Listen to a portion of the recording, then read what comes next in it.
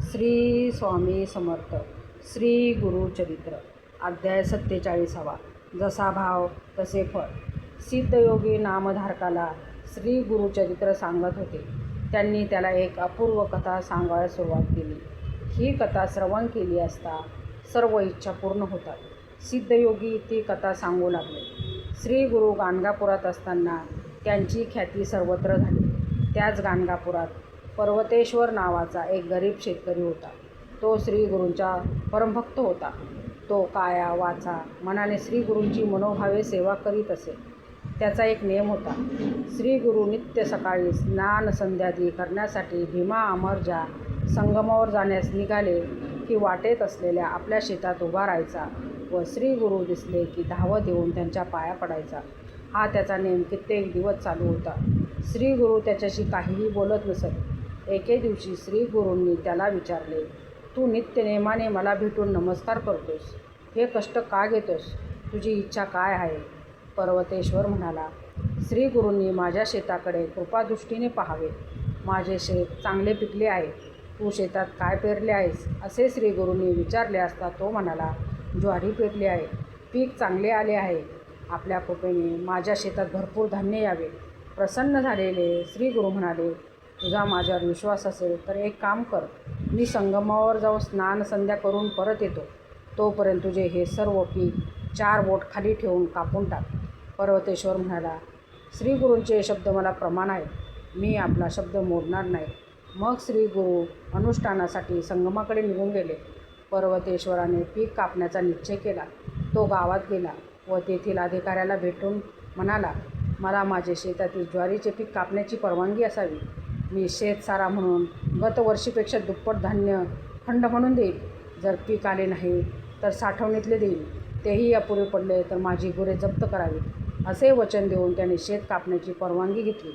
मग त्याने गडी माणसे लावून शेत कापण्यास सुरुवात केली.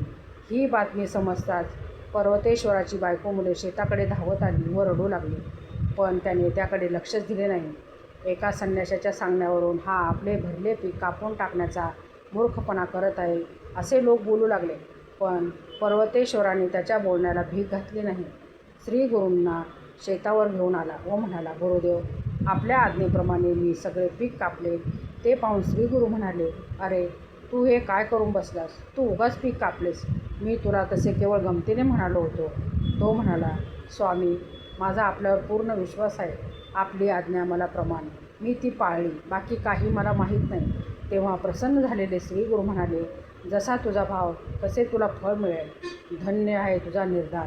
तुझ्या श्रद्धेचे मोठे फळ मिळेल. आता तू कसलीही चिंता करू नकोस. असे आश्वासन देऊन श्री गुरु मठाकडे गेले. काही दिवसांनी प्रचंड वादळ आले. मुसळधार पाऊस सुरू झाला. गावातील शेतकऱ्यांची पिके पार बुडाली. अतोनात नुकसान झाले. ओला दुष्काळ पडला. पर्वतेश्वराच्या शेतातील ज्वारीच्या बुडक्यांना मात्र असंख्य अंकुर फुटले. पीक जोरात वाढले. शतपटीने धान्य आले. बाकी सगळ्या गावात धान्याचा दुष्काळ पडला. सर्व लोक दुःखी झाले व ते पर्वतेश्वराचे पीक पाहून आश्चर्य करीत होते. पर्वतेश्वराच्या शेतात गावाला पुरून उरेल इतके धान्य आले. पर्वतेश्वराच्या बायका मुलांना अतिशय आनंद झाला. त्याच्या पत्नीने शेतात येऊन धान्यराशीची पूजा केली. मग ती आपल्या पतीच्या पाया पडून म्हणाली, मी तुमची व श्री गुरूंची निंदा केली, त्याबद्दल मला क्षमा करा. आता आपण श्री गुरूंच्या दर्शनाला जाऊ. पर्वतेश्वराने ते मान्य केले. मग ते सर्वजण मठात गेले. त्यांनी श्री गुरूंची पूजा केली. बायका मुलांनी श्री गुरूंची क्षमा मागितली. मग पर्वतेश्वराने काय काय घडले ते सर्व श्री गुरूंना सांगितले. श्री गुरूंनी सर्वांना आशीर्वाद दिला. तुमच्या घरी लक्ष्मी अखंड राहील. पर्वतेश्वराने धान्याची रस मोजली. शतपट धान्य आले. त्याने कबूल केल्याप्रमाणे अधिकाऱ्याला सारा म्हणून नेहमीपेक्षा दुप्पट धान्य दिले. गावात धान्याचा तुटवडा आहे हे पाहून त्याने आपल्या धान्यातील निम्मे धान्य गावातील लोकांना दिले. आपल्याला पुरेल एवढे धान्य ठेवून बाकी धान्य गोरगरिबाला वाटले. श्री गुरूंच्या आशीर्वादाने पर्वतेश्वराचे कुटुंब पूर्ण सुखी झाले.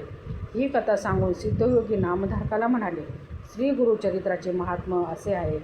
श्री गुरूंच्यावर ज्याची दृढ श्रद्धा आहे त्याच्या घरी दैन्य, दारिद्र्य, दुःख कधीच राहत नाही. जे भावभक्तीने श्री गुरूंची सेवा करतात त्यांच्या सर्व इच्छा पूर्ण होतात. लक्ष्मी त्यांच्या घरी अखंड पाणी भरीत असते. अशा रीतीने श्री गुरु चरित्रमृतातील जसा भाव तसे फळ नावाचा अध्याय 47 समाप्त.